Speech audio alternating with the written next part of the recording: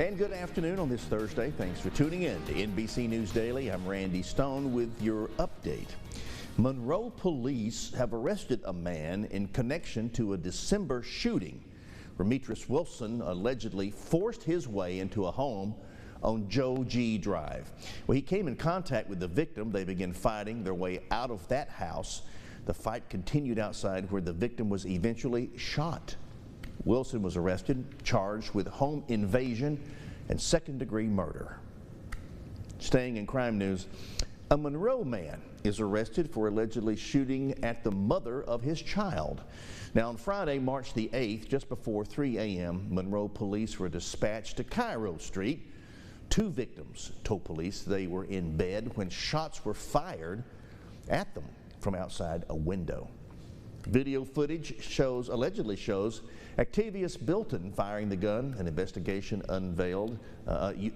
revealed that Bilton is the ex-boyfriend of one of the victims, also sharing a child with that victim.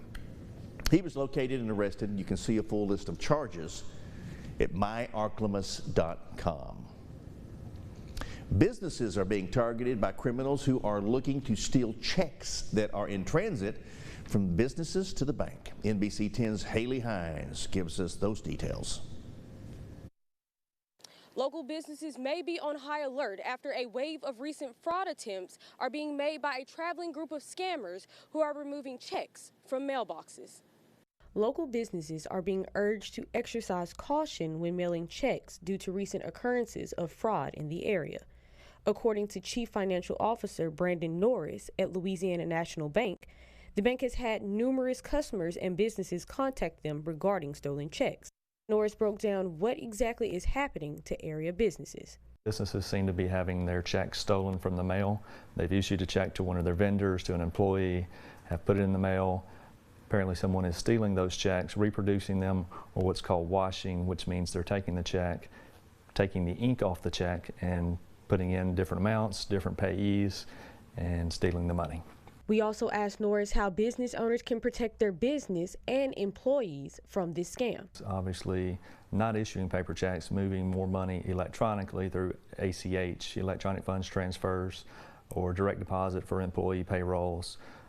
Most banks offer positive pay, which is an electronic system that matches up a list of checks that are authorized by the business with the checks being presented. To catch suspicious activity when it happens, Norris continued by stating that he recommends that businesses review their accounts daily by either online or mobile banking. For your Ark-La-Miss news source, I'm Haley Hines.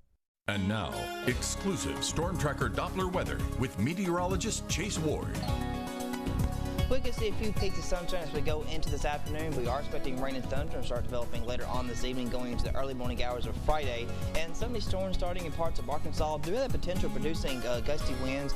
Might even see some damage, potential for some hail with these storms as they make their way across parts of Arkansas. And then we're going to see more widespread activity as that cold front begins to dive southward as we go into Friday afternoon. But the overall severe threat starts to diminish, I would say, as we go into Friday afternoon. Start to see more rain and thunderstorms begin to develop. But our biggest concern could be the potential for some excessive rain. Potential minor flooding could be possible. We could see up to 1 to 3 inches of rainfall with these storms that comes through later on Friday, as we could see that potential for flooding in low-lying spots, and some areas have very poor drainage. Then as we go into Saturday, the winds will be mainly out of the north, and temperatures, they'll really start cooling down as we go into next Sunday, potentially next Monday, as we could see some sub-freezing temperatures by next Tuesday. Expecting temperatures to stay mainly in the 70s that much of the weekend. Then on Monday, we'll see them stay in the lower 60s, but then Tuesday morning we could have some patchy frost as temperatures drop to the mid-30s, and then by Wednesday we'll be a little bit milder, upper 60s, and rain will return at least by next Thursday as temperatures will climb back to the upper 60s and potentially lower 70s. So a little bit cool on Tuesday, but everything will be warming up by the end of next week, but rain is expected to return.